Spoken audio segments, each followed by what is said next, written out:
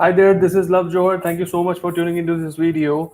This particular video is very important for all the people who are asking questions from where to begin, from where to start watching the videos that I have created, from where to, lay a foundation for a proper, training program. So I had a lot of people asking me, the same questions over and over. So that's where I realized that there is a need of a series of episodes, a sequence of training videos, that could be launched so that people get the value, people get the knowledge, that they are seeking for. So that's where I wanted to start this series, and this will be a continuous series. There will be a lot of episodes posted in this series. There will be a lot of live sessions that will go on, and along the live sessions we will answer questions, we will answer your queries. We will try to help all the people, that have any doubts. The only drawback that I see in the previous pre-recorded sessions are people cannot interact, people cannot ask any questions, people are missing that platform where they can get involved, they can ask questions. So this time all the live sessions will happen during after office hours in the IST timings, so that people can actually see these sessions live and take the most benefit out of these sessions. And moreover, as I said, they can interact more, they can get engaged with me, they can get their questions answered, they can get their doubts cleared. So all these things will start happening now.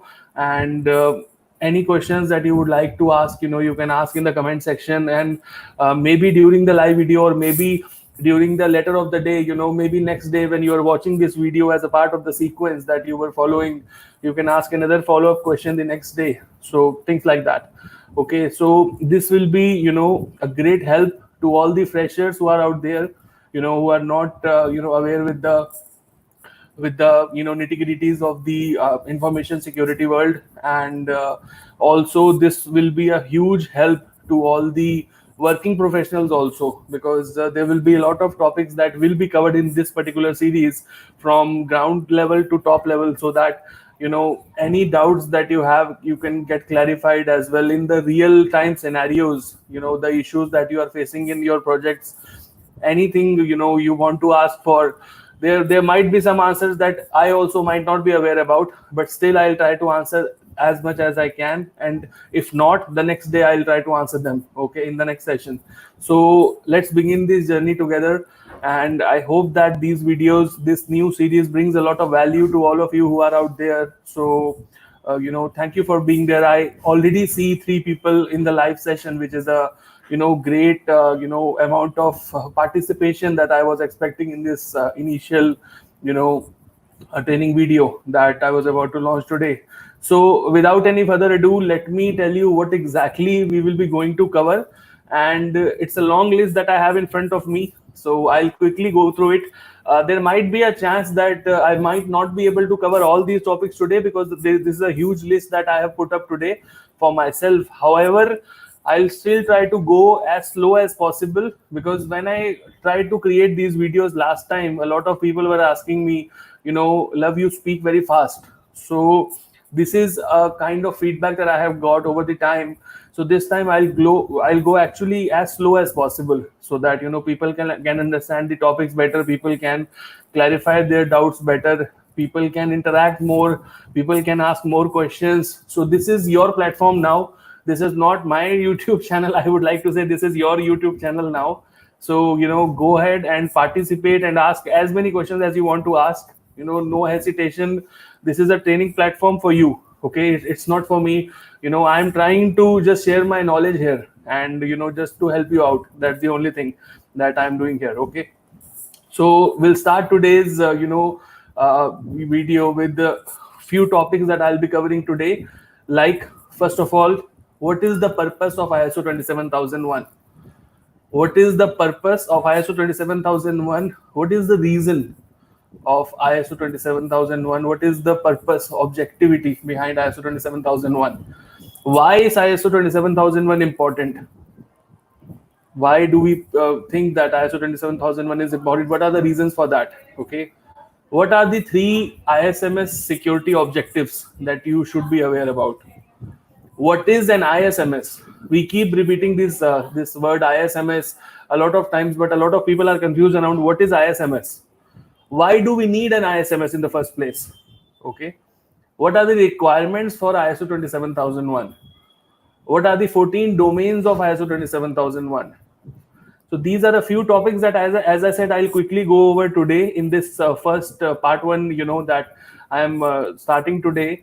But still, if due to any reason, due to questions, due to, the amount of time, if, I'm not able to cover any of the last topics that I just said, I'll make sure I'll cover in the tomorrow's, live training. And it will keep on happening. These episodes will keep on coming up now. So this is just starting now. Okay. So I'll start with the basics now. Very basic question. Many people think sometimes, what is the purpose of ISO 27001? Why was it developed? Okay, so ISO 27001 was developed in order to help organizations, to help companies of any size, of any industry, of any domain, in order to protect their information assets, in order to protect their information in a systematic way. Okay, through the adoption of an information security management system.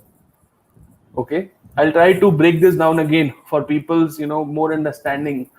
So what is the purpose of ISO 27001? This question can be asked in your interviews also, so I'll try to elaborate a little bit more on the answer. So ISO 27001 was developed in order to help organizations, in order to help companies, in order to help the industries of any size or any domain or any industry, okay, in order to protect their information, their assets in a systematic and cost-effective way. Okay, how? Through the adoption of an information security management system. This is the purpose of ISO 27001, why it was created. Okay, so this is a small answer, but this is a very high level answer. Okay, now we will go a little bit deep dive into this. Why is ISO 27001 important? Okay, this is the next follow-up question that should come.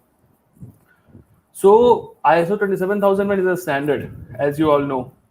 So the standard, the standard actually does not only provide you a criteria to to protect all your valuable information assets.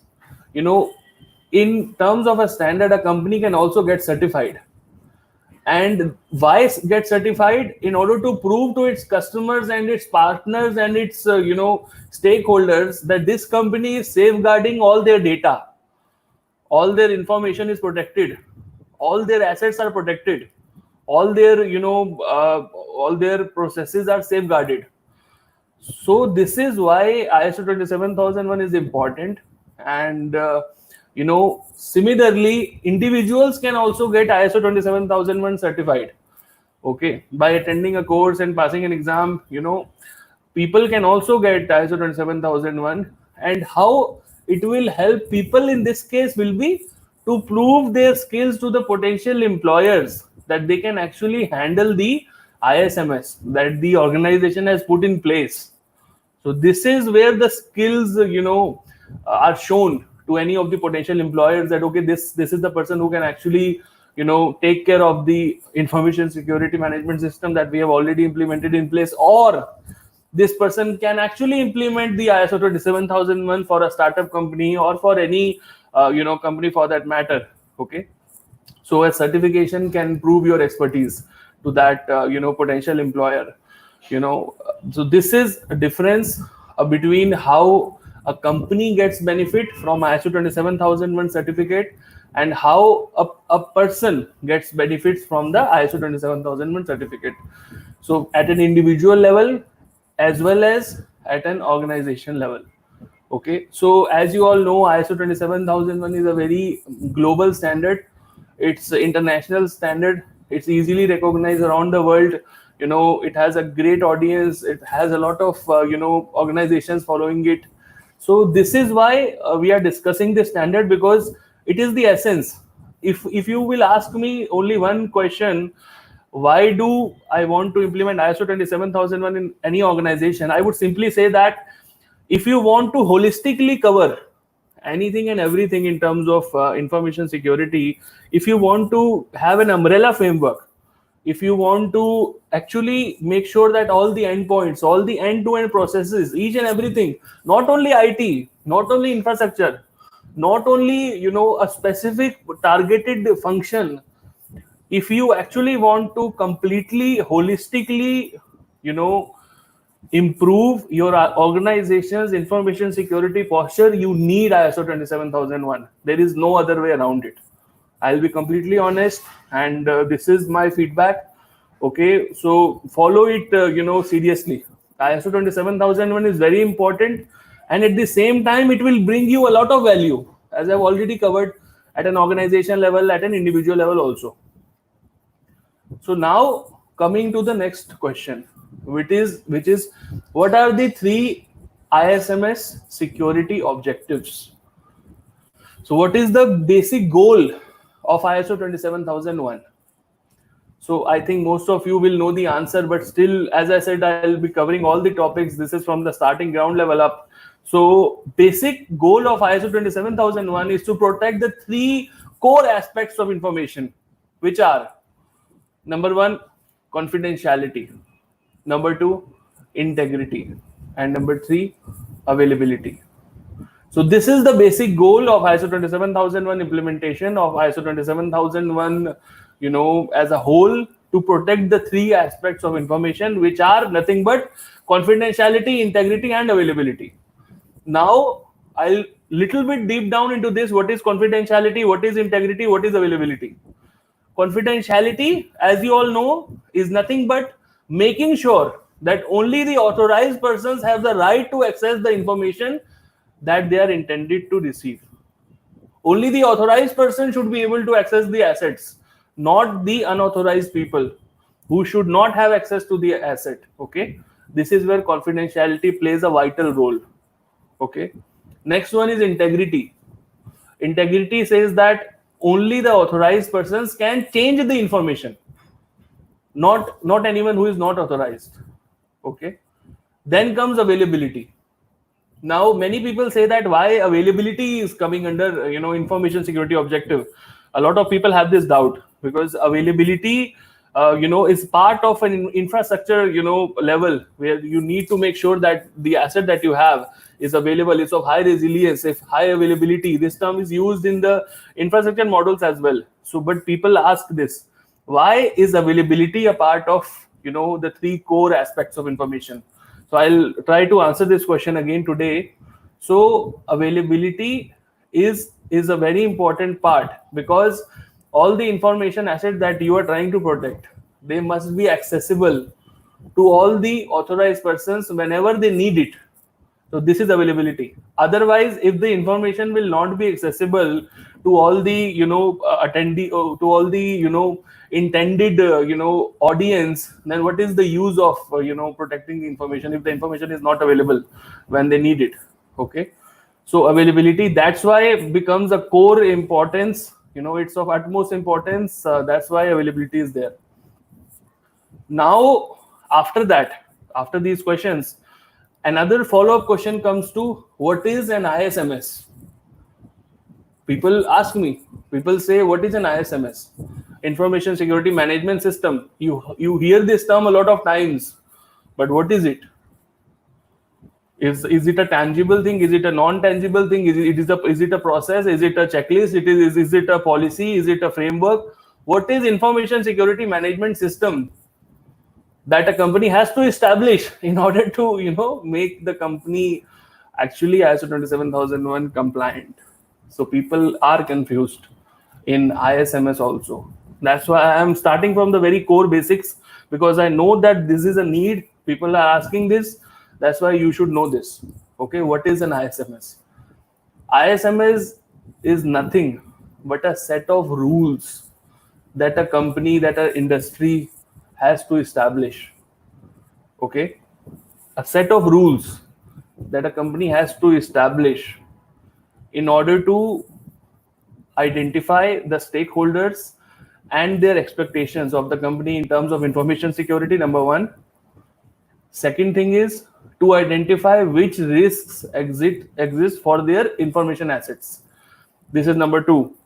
Number three, to define controls, which are safeguards and other mitigation methods in order to meet the identified expectations and to handle risks. This is number three. Now, number four, in order to set clear objectives on what needs to be achieved with information security. This is number four. Number five, in order to implement all the controls and other risk treatment methods that you have identified. Now, number six, in order to continuously measure whether the implemented controls are performing as per your expectation or not. And after that, number seven, to make, this is very important, right? Number seven is very important because here you have to implement ISMS in order to make continuous improvement in order to make your ISMS work better.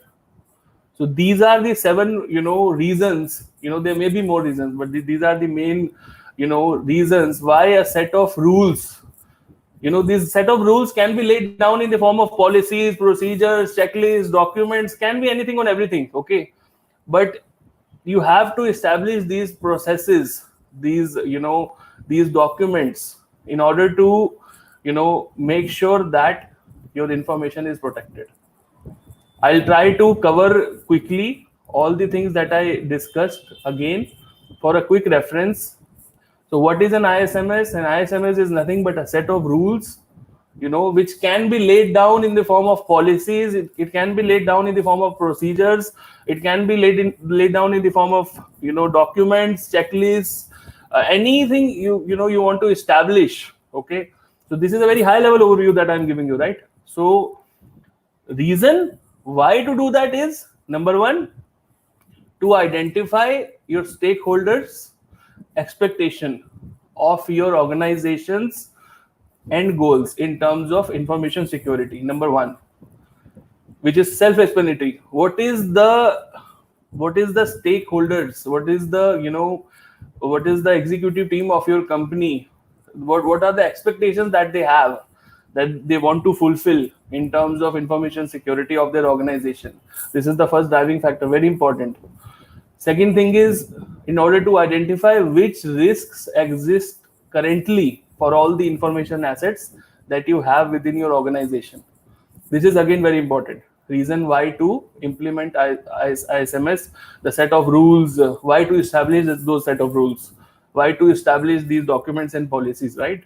So second thing is, in order to identify which risks exist currently in the information portfolio that you have, the set of assets that you have, what type of risks exist currently, you should know.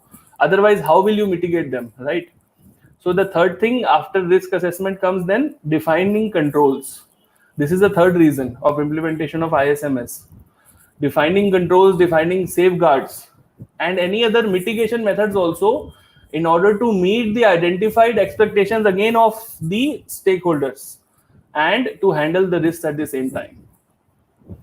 After that, the fourth objective is to set clear end goals on what needs to be achieved with the information security function that you have in place, or procedures that you have in place. What is the clear objective? What is the end goal?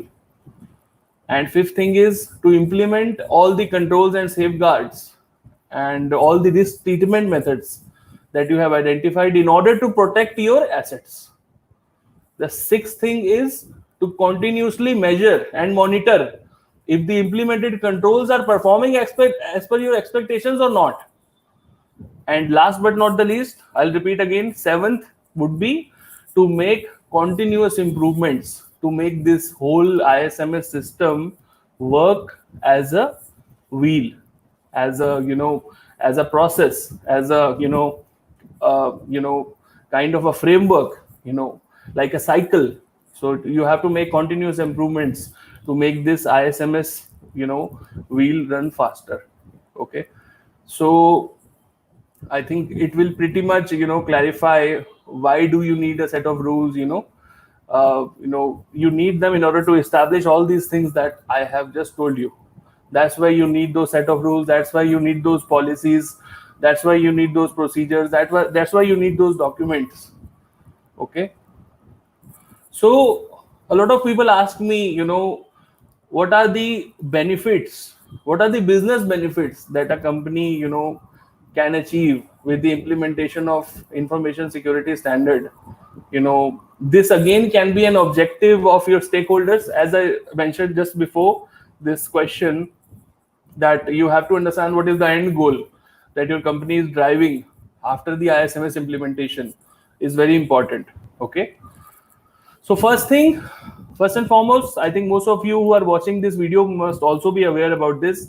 This is to comply with legal requirements. Okay. So there is an ever increasing, number of laws, regulations, contractual requirements, related to information security. A lot of things are coming up, and you would be glad to know that most of them can be resolved simply by implementing ISO 27001. So this standard ISO 27001 actually gives you a perfect method to comply with all these legal requirements. So just think about it, how much, this one implementation can actually, help you in the long term. Okay. So this is to comply with legal requirements, the first thing. Second thing, which most of the companies do, because this is again business we are talking about, so achieving competitive advantage. If your organization gets a certificate and your competitors, you have competitors, every business has a competitor these days. Okay. So if your organization is certified, what does it mean to your clients? What does it mean to your end consumers? What does it mean to your customers? As I mentioned in the start of this video, for all the industries who are implementing ISO 27001, clearly shows one thing, that this organization is very much sensitive about keeping their information assets safe. And they are very much involved in making sure that their information assets are safeguarded properly, and they are making sure that their assets are protected properly. They have proper procedures in place. So it talks a lot about making sure that your sensitive information is safeguarded. So client feels this level of confidence. The customers feel a sense of confidence that, okay, this organization that I'm dealing with is actually making sure is sensitive about my data, is sensitive about the information that they are dealing with. So that's where you achieve a competitive advantage as well.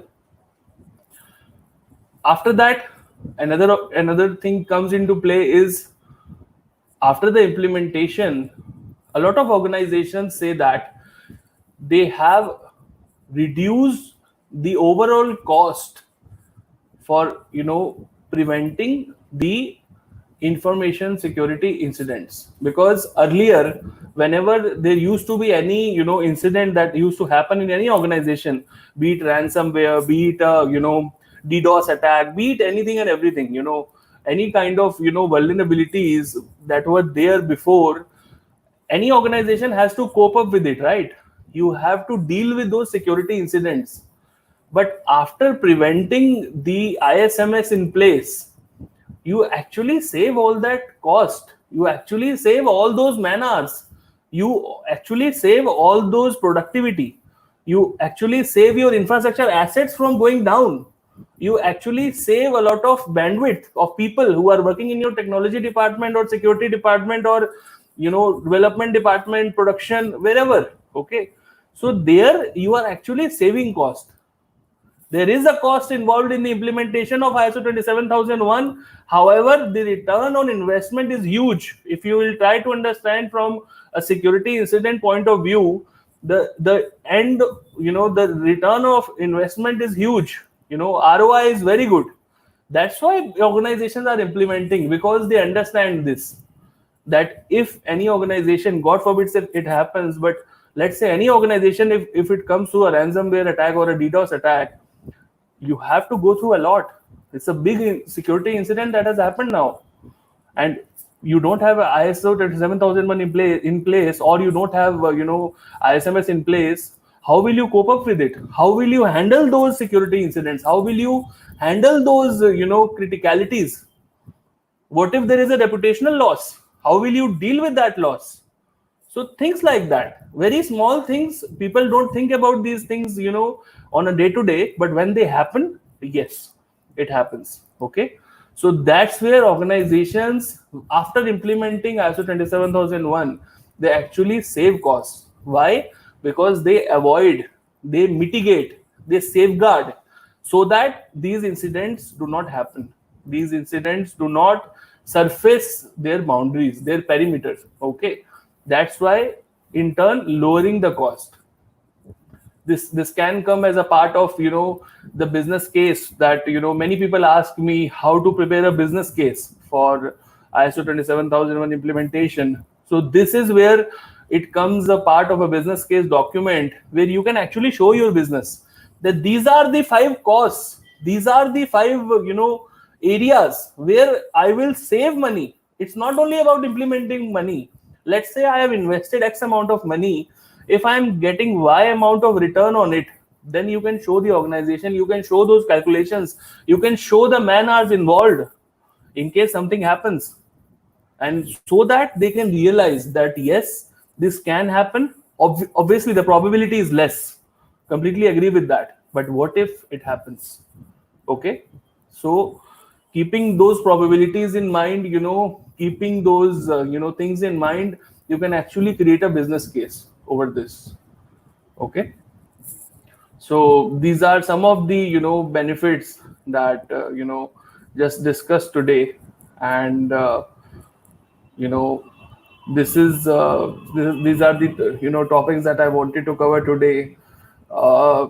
Just a couple of more things I wanted to cover here, like what are the 14 domains of ISO 27001. Okay, so people they ask this, what are the 14 domains of ISO 27001. Okay, so these 14 domains are actually listed in Annex A of ISO 27001 standard. Okay, organized in the sections A.5 to A.18. Okay, I'll quickly walk through all the 14 domains here for your reference. I'll quickly drill down to some of them, and I'll briefly touch upon all of them. Firstly, I'll name them. What are the 14 domains of ISO 27001? So the first thing is A.5, which talks about information security policies. Then A.6, organization of information security. Then A.7, human resource security. Then A.8, asset management. Then A.9, access control. Then A.10, cryptography, which we just discussed yesterday in one of the live sessions that we were having. A.11, physical and environmental security, very important. A.12, operation security. A.13, communications security. A.14, system acquisition, development and maintenance. A.15, supplier relationships. A.16, information security, incident management, like the things that I just discussed about. What if an incident happens? Okay, what if a security event and incident happen? What will you do in that case? A.17, information security aspects of business continuity management.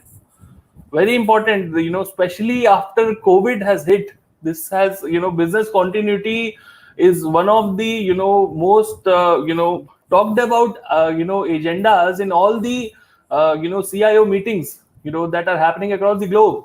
Business continuity, everybody is talking about business continuity post COVID, or, when all this started, when the lockdown started, everybody is talking about business continuity. Very crucial aspect. A.17, business continuity management. A.18, compliance, very important.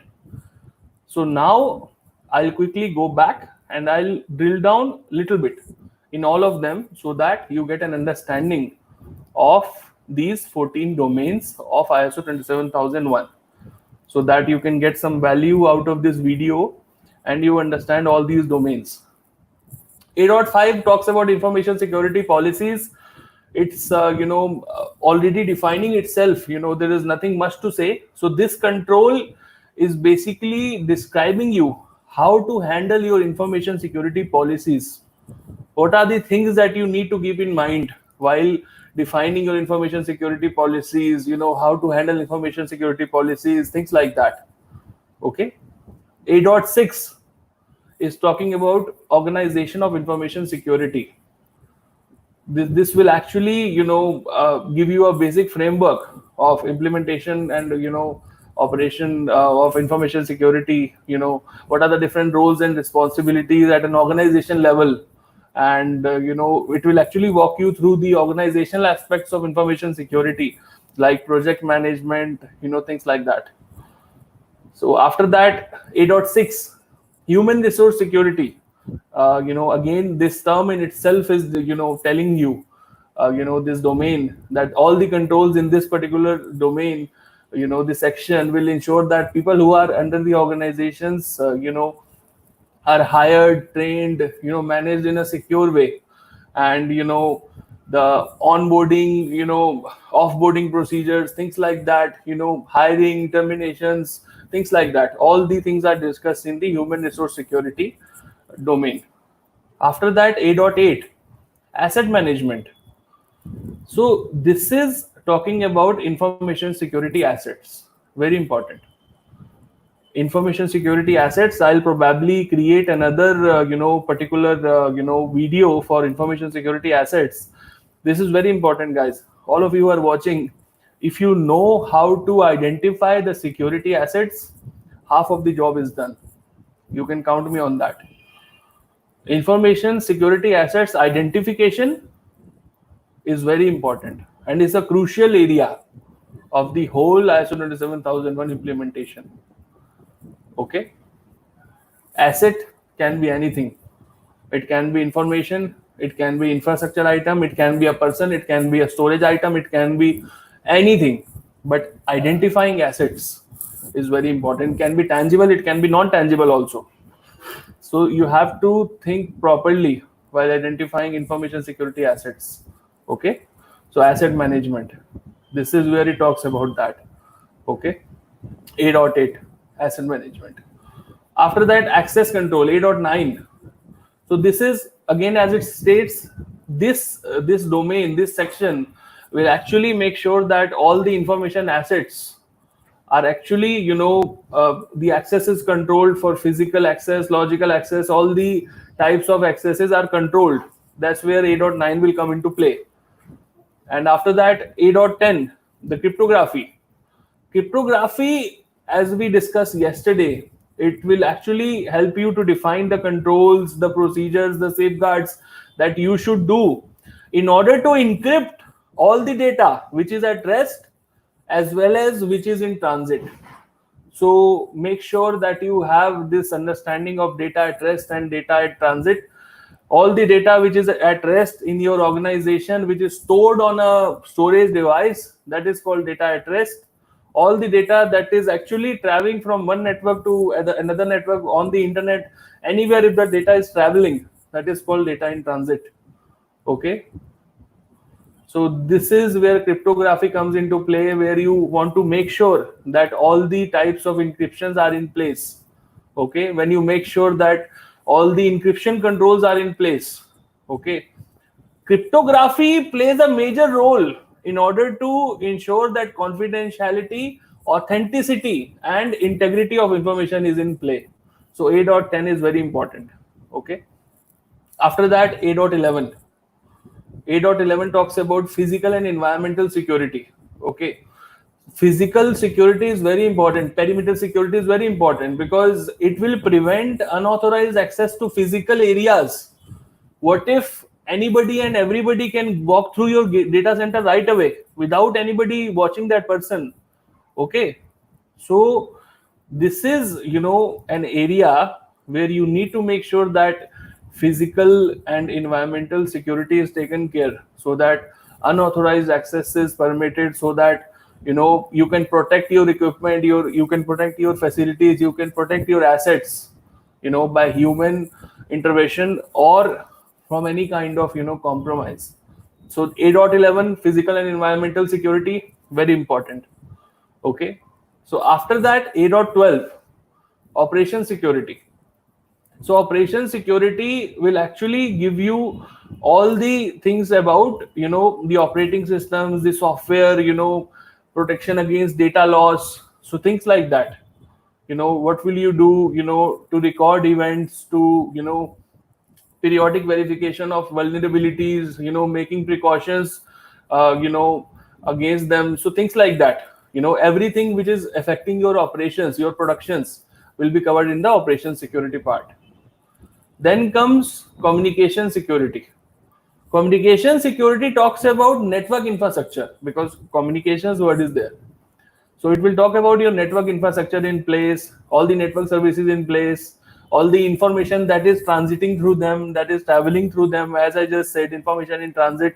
So communications security will make sure that you have those firewalls in place, that you have those policies in place, that you have those safeguards in place, things like that will be covered under A.13, communication security. Okay. After that, it is A.14, system acquisition, development, and maintenance. So the controls in this section ensure that information security is taken into account when, whenever you are actually trying to implement a new, information system, or you are upgrading, or you are developing any new information system in place. Okay. So development, software development, software, maintenance, integration, etc., will come into system acquisition, development, and maintenance, A.14. After that, A.15, supplier relationship. This is again self-evident. It is, showing in itself. So all the controls in this section will ensure that outsourced activities performed by the suppliers and the third parties, the third party partners that you have, the third party vendors that you have, are, appropriate. Security controls are there. All the activities are managed, all the activities are monitored, all the activities are controlled. There are safeguards in place. And how to monitor the third party security performance is a very important thing, which is covered under A.15, supplier relationships. So that's where this, domain comes into play. After that, talks about A.16, which is information security incident management. Again, very important and crucial. As I said, incident management is very important. So all the controls in this section provide a framework in order to handle a security event, in order to handle a security incident, so that the security incident, once happened, can be resolved in a timely manner. You know what to do. You have those procedures in place. You have those documents in place. You know from where to start. You know from where to, start implementing the remedial processes. What are the remedial processes? Most of the people don't even know that. So this domain will actually help you in finding out those things. How to make sure that you learn from these security incidents, and how to make sure that you prevent their occurrence, their reoccurrence of security incidents. This is what comes under information security incident management. Okay. After that, A.17. So A.17 talks about information security aspects of business continuity management. So all the controls in this section, as I said, we'll talk about disruption. We'll talk about, the managing the availability of information, managing the, the downtime, the things that, once the disruption actually has happened, what to do next, what to do post disruption. How can you make sure that the other side, the DR side that you have, how to make sure that the DR side gets activated? How to make sure that the DR sites that you have, all the processes which you have are currently functioning, how to make sure that they come live at the same time. When one side goes down, other side, comes up live. So all these procedures, all these, processes and workflows will actually come as a part of business continuity management. BCP, business continuity planning, BIA, business impact analysis, all these things, will come under a part of business continuity management. After that, A.18 is compliance.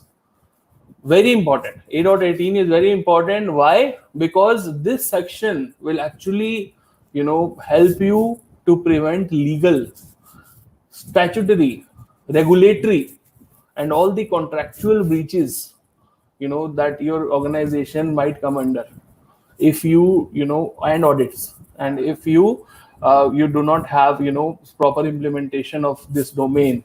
So it tells you what are the defined policies you have to follow, what are the procedures, what are the requirements of the ISO 27001 standard as a whole, so that it can help you in all the legal, statutory, regulatory, and contractual obligations. So that's where the compliance sections come into play. Okay, so I think these domains are very much intensive in itself. So I think this is a lot of topics to cover for today. So I would like to hold here, and I would like to answer a few questions just after this. Okay. So one thing I would like to add before jumping onto the questions would be a closer look of all the domains that I have just discussed now. What does these things show you? These things, these domains, these 14 domains that I have just discussed show one thing. Okay, that information security is not about only having IT security in place. It's not about having firewalls. It's not about having antivirus in place, but a lot of other factors also come into play.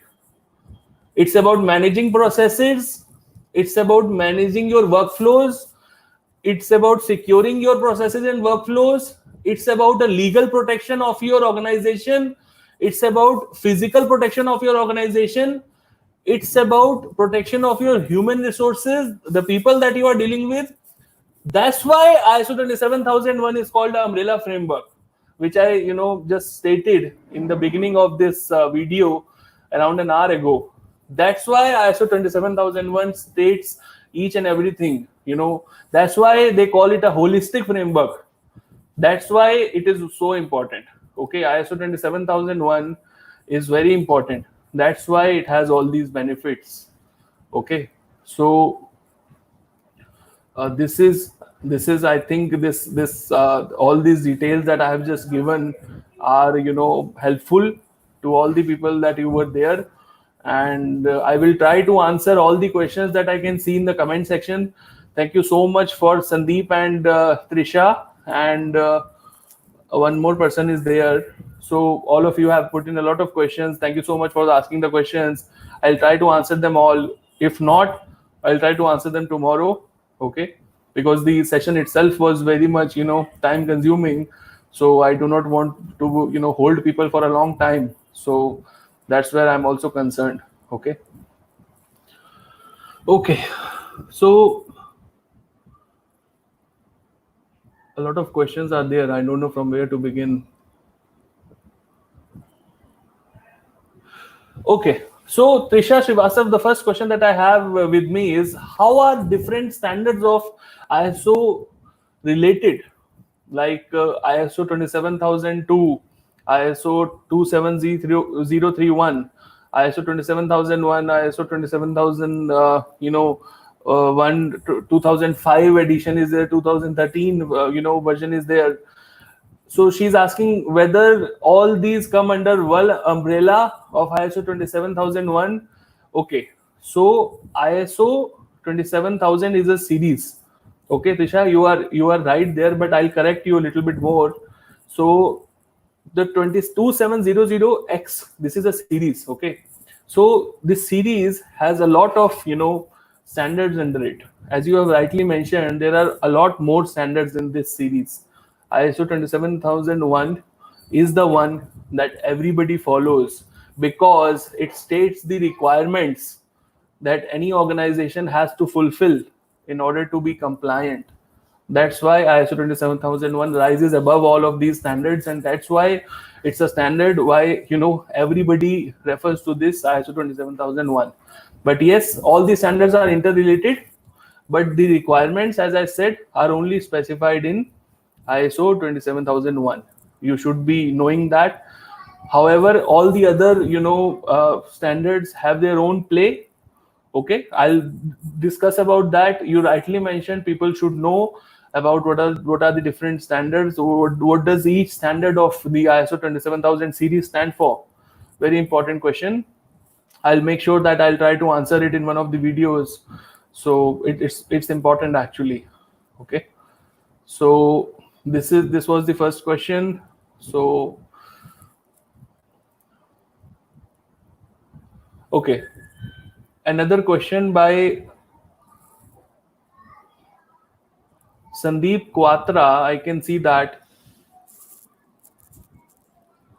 he's asking about internal and external issues and role of interested parties. Okay, so you're asking about that. Okay, sure.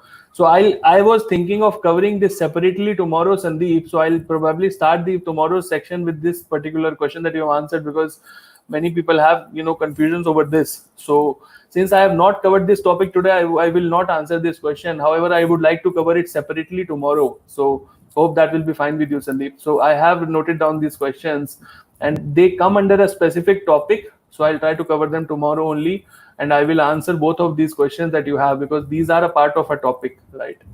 So after that, Gangara has a question. Gangara is asking, how many years should the organization perform internal audit before getting certified by ISO? So how many years should the organization perform internal audit? So internal audits, let me clarify something here. Okay. Thank you, Trisha, for making sure that you understand my answer. Okay, I got your feedback. I'm happy that you got what I was trying to say. Thank you for confirming it. So Gangara, so let me tell you what is, first of all, internal audit. I think there is some confusion there. That's why you are asking how many years should an organization perform internal audit before getting certified by ISO. Okay, so internal audit is nothing but an assessment. Internal audit is an assessment that an organization does internally. There is no such compliance in terms of the time period of internal audit, in terms of the cycle of internal audit, in terms of the periodicity of internal audit. You can do internal audit in a quarter, you can do internal audit in 6 months, depending upon the scope of your ISO 27001 implementation, depending upon the scope, the boundaries of ISO 27001. You can do the internal audits as your company specifies, as your organization specifies. That's why you do internal audit. Internal audit is done to actually go through an assessment. It's kind of a thing where you actually understand the controls that you have implemented, whether these are affected or not, whether the things that you have actually put into play are actually working as per your expectations or not, or are there any loopholes there. It's not like you have to go for 1 year or 2 years of internal audits before getting certified by ISO 27001 as compliant. It's not like that. It's like you have to do this as a process. Internal audit is one thing that is recommended. Okay, try to understand this. But this is not something that it's stopping you from getting a ISO 27001 certificate for your organization. Try to understand that. Okay. So after implementing the controls, you should get an assessment done. So after the assessment is done, you should go for a certification. Internal audit will not stop you from getting certified. Let me be very clear there. Okay, don't get yourself trapped in that environment. Don't stop yourself from holding the certificate because of internal audits. Okay, you can perform as many audits, internal audits, as you want, depending upon the scope of your project. And as I mentioned, it's dependent upon your organization, right? So you can do that. Cool. So thank you, Sandeep, for allowing me to answer the query tomorrow. I'll try to cover this aspect. I completely understand from where these questions are coming. I can answer them today, but since I have not touched upon this topic, I would like it to be kept for tomorrow. So That's it for today. Then, a lot of the people have joined the live stream. Really happy for all of you who are there, as a part of the live stream. You have been, patient enough to watch me to actually understand the concept that I was trying to relay. So, just make sure that you have any questions after watching this video. Make sure that you post them down in the comment section. I'll try to answer them, as soon as I get some time. So Gangara, thank you so much for Ganagra. Sorry for misspelling your name. Ganagra, thank you so much for saying that you acknowledged and you have understood the concept. So thank you so much for all the people who were there. So I'll try to cover up the remaining topics tomorrow, and I'll try to answer the remaining things tomorrow, or whenever we'll get time for the next episode of this series. Okay. So Trisha, you were asking something regarding. Okay, couple of more questions are coming up. Hang on there. Yeah, so Trisha, actually, any company who wants to get ISO 27001 certified has to go through an accreditation, company that actually can, certify that, that organization that it is ISO 27001 compliant. So, okay. So Ganesh, your name was coming Ganagra. I'm sorry about that. It was showing Ganagra over there. Okay. Thank you for confirming, Ganesh. Okay, I'll remember that. So there are organizations that get you certified, yes, and they will do external audit in order to make sure that the ISMS that you have implemented is actually, is actually holding some value, is actually, working as you have documented it. So yes, they do that. Okay. This is the question. What else was there? Oh, Sunil is asking what time will you come live tomorrow? So Sunil, I think if you will subscribe to this channel, anytime I will be live after. Usually it will be after 8 p.m. only in the evening. I will come live. Okay, and usually after 8 p.m. only I will come live, because in the daytime I also don't get time. I'll be honest with you. I am also a working professional like you. So it will be mostly after 8:30. And if you subscribe to this channel, you will get the notification when the video is live. Then you can actually come and participate. Okay, so I would encourage all the people who are watching to subscribe to the channel, so that as soon as I go live, you will get the notification. Okay, that's why it is important. Okay, so Sunil, I'll control list is something you can easily get online for ISO 27001. It's nothing like it's hidden or somewhere. You can easily Google it. Control list will be there. See, Sunil, one thing I would like to correct you here is getting the list as a document is really easy. Okay, anybody will be able to give you that. Understanding why that control list actually exists, what is the reason behind that list, and what is the reason behind those controls is more important. So bear with me. We will cover all the controls in the control list. We'll talk about controls separately.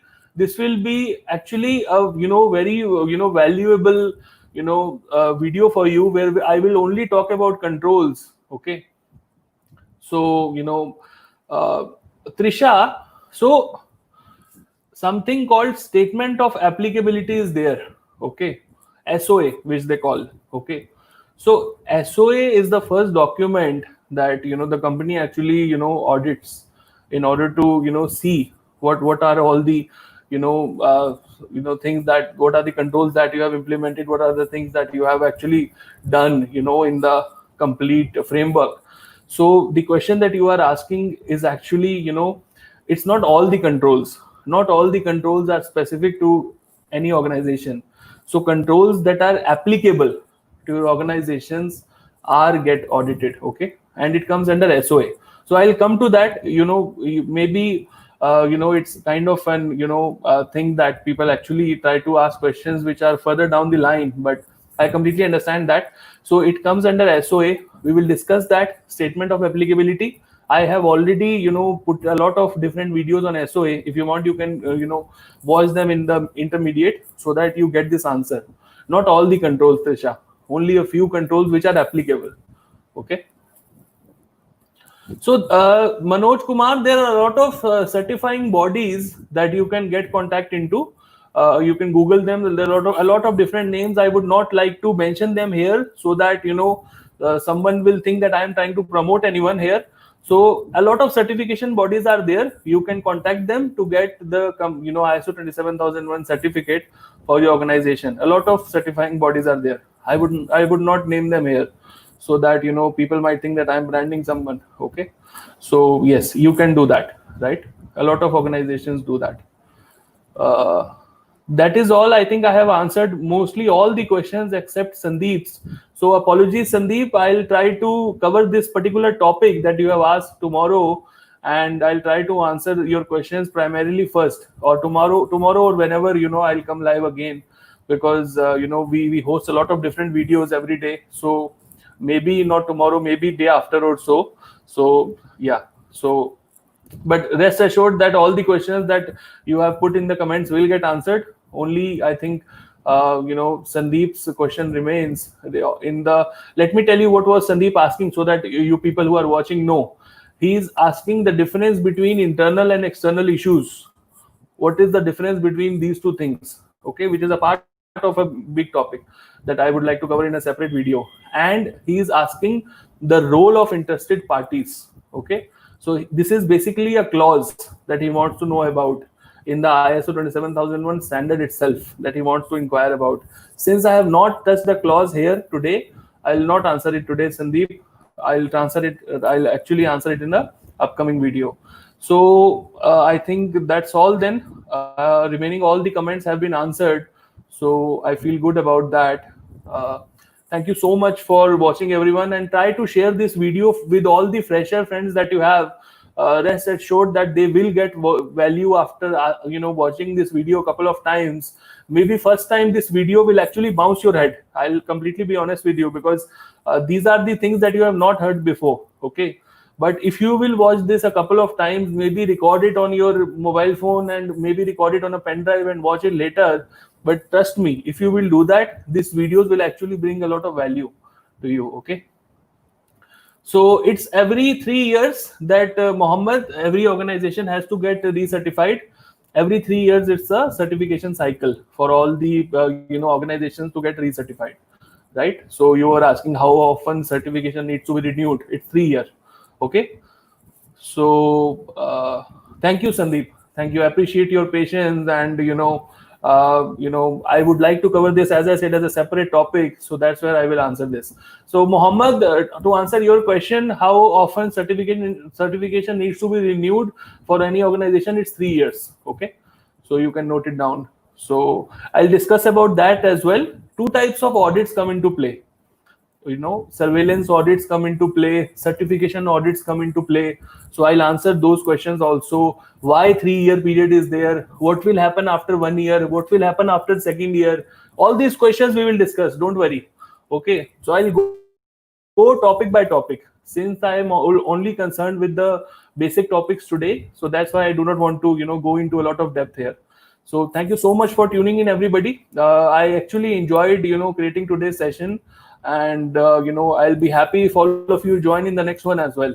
And make sure that you subscribe to this channel, so that when you actually when we will actually come live the next time. Thank you so much for tuning in. Thank you. Stay safe. Bye bye.